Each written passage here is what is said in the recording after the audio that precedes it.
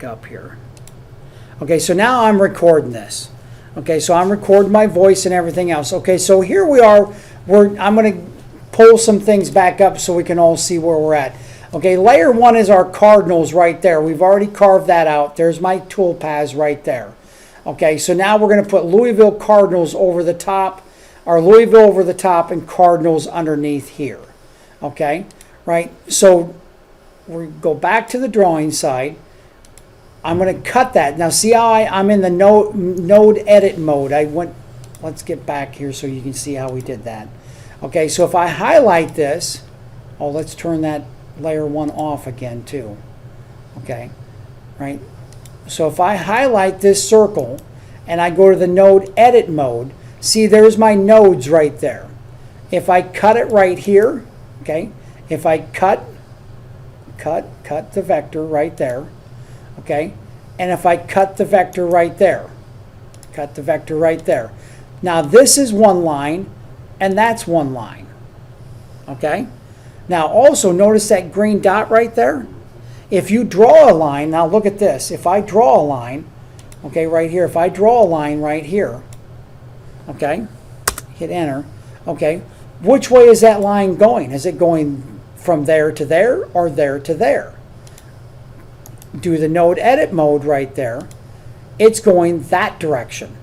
That will mess you up if you're trying to put text on the top of that and it's going the wrong way, right? It'll flip your text upside down and you're like, why is my text going upside down? Right? Because the line is going from right to left, not left to right. To fix that is all you got to do is come up here and make that your starting point. Right here. Make your starting point right there. And now the line's going that way, so when you put your text over it, it'll work just fine. Now, you don't have to remember this because you're going to have a video of this, all right? Okay? Right? That's how I'm going to get square with you guys because I feel bad that if this machine doesn't run. Okay? Right? Everybody see how that worked? Mm-hmm. Okay, so now we're going to close. We don't need that line anymore. That was just for demonstration. Okay, so now let's pick our text. Okay, so there's my text box. So let's type in Louisville. Okay. Okay, so there's Louisville. Okay, you got all kinds of text. Okay, and I even have the Louisville Cardinals text. I think it starts with L, if I'm not mistaken. Or is it Cardinals?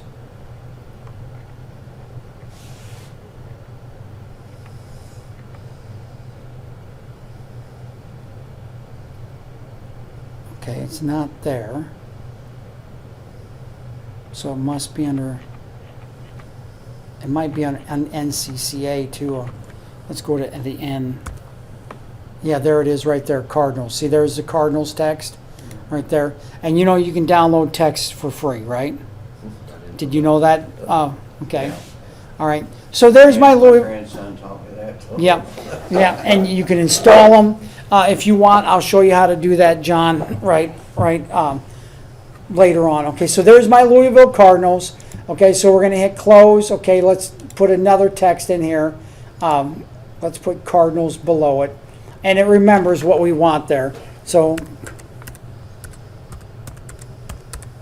okay, Cardinals right there. Okay, so we got two of them right there. Okay, right.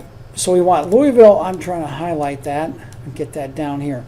So we want Louisville across the top and Cardinals across the bottom. Correct? Okay, so now what you do is you come here to that guy right here. Okay, I select my text, okay, and I select the line I want to go over right there, okay, and there it is, okay, but now that's too close because we're going to be right on the line right there. We don't want that, okay, so now you can say, no, I want that to be 0.1 inches off from that, and see, now I got a little bit of a gap right there, okay, but I still think that that's probably too big a text, don't you? Okay, so now I could go like this, and I could hit scale to fit curve, and then I can take this guy right here, and I can scroll him down.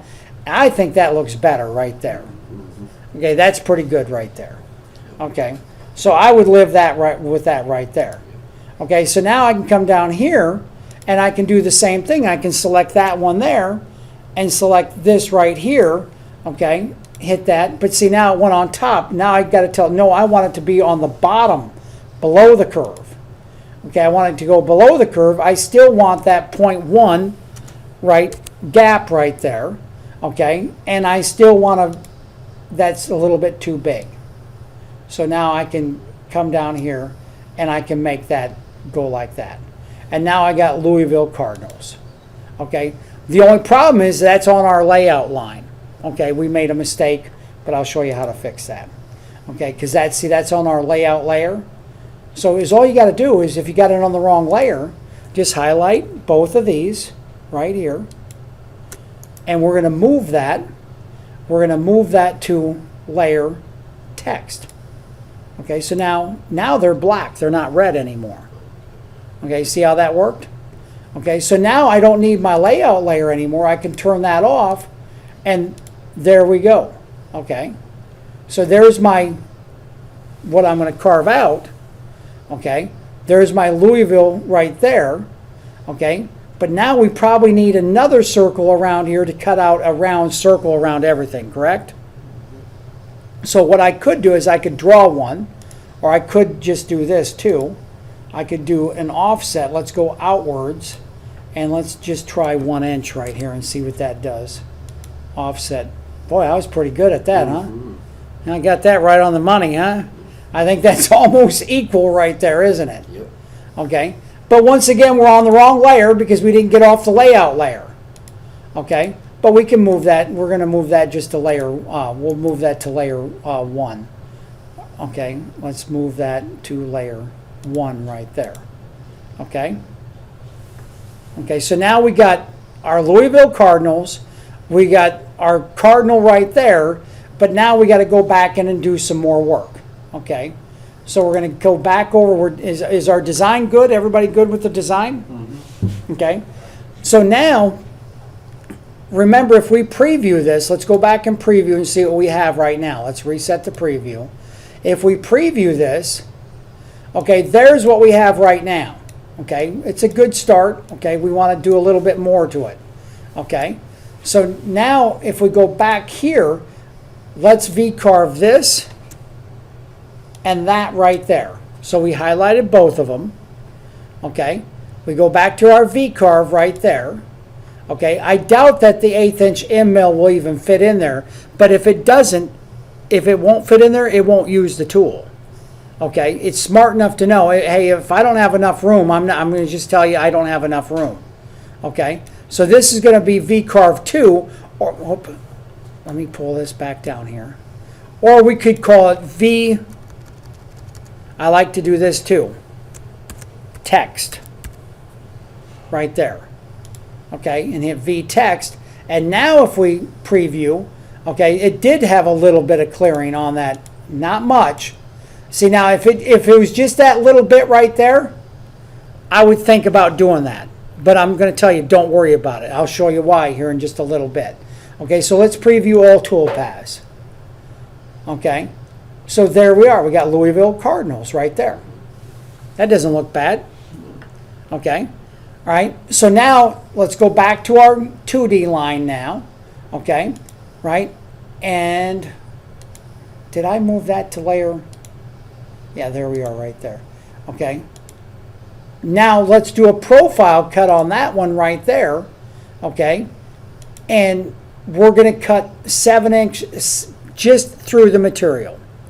Okay, and we're going to use a 1/4 inch bit. That's where I select my bit right there, 1/4 inch bit. Okay, that's what we're going to use. Okay, hit close on that, and let's run that toolpath now. That's my profile. Yes. Okay, preview all toolpaths, and there's my what we just made right there. Okay, see that? Now, what I like to do, okay, when I have something for my customer right here, see, I'll get a couple views of this, and I'll say, okay, I'll take a picture of this right here, and see right there. Now this, we're going to call this C1, okay, right?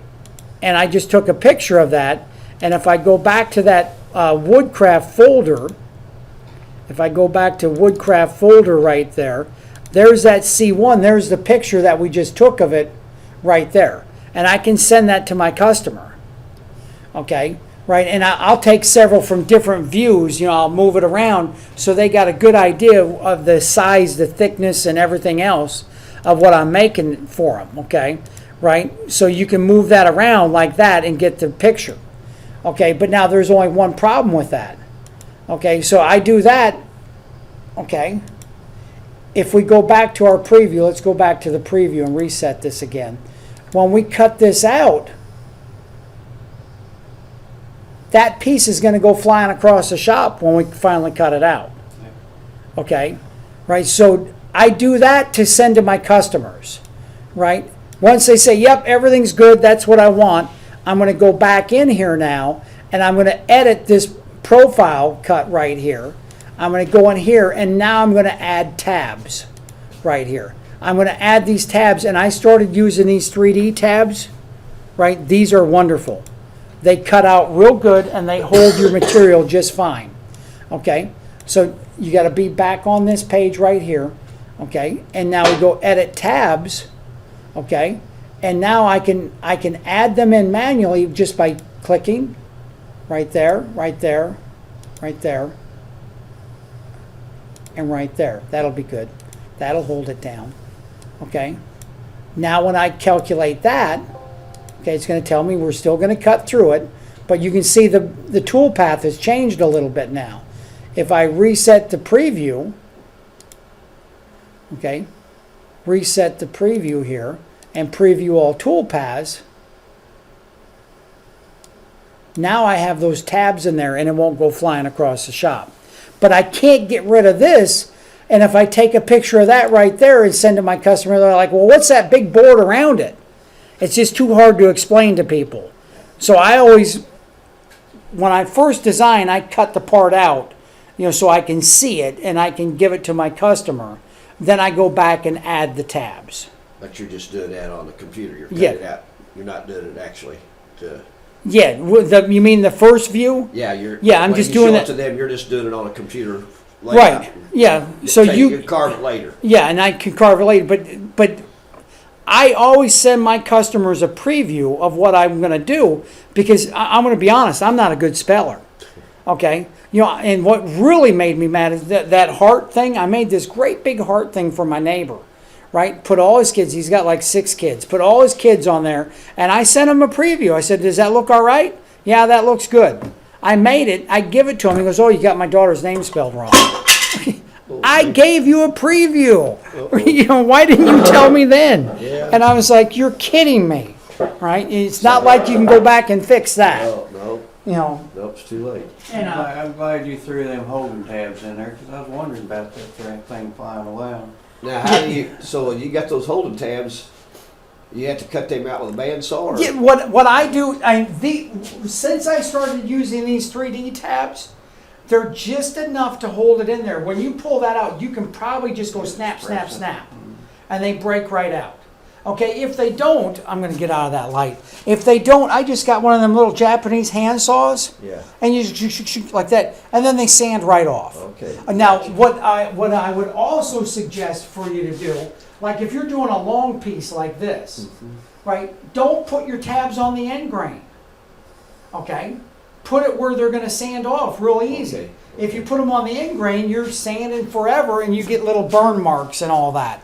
So I try not to put any tabs on end grain, right? I try to have it on the cross grain as much as I can, or the side grain, whatever you want to call it. Okay, so that's what I do anyway. Okay. You mind if I get a refill of coffee, guys? Oh, go ahead. Okay. Okay, so now we're ready to cut this thing out now.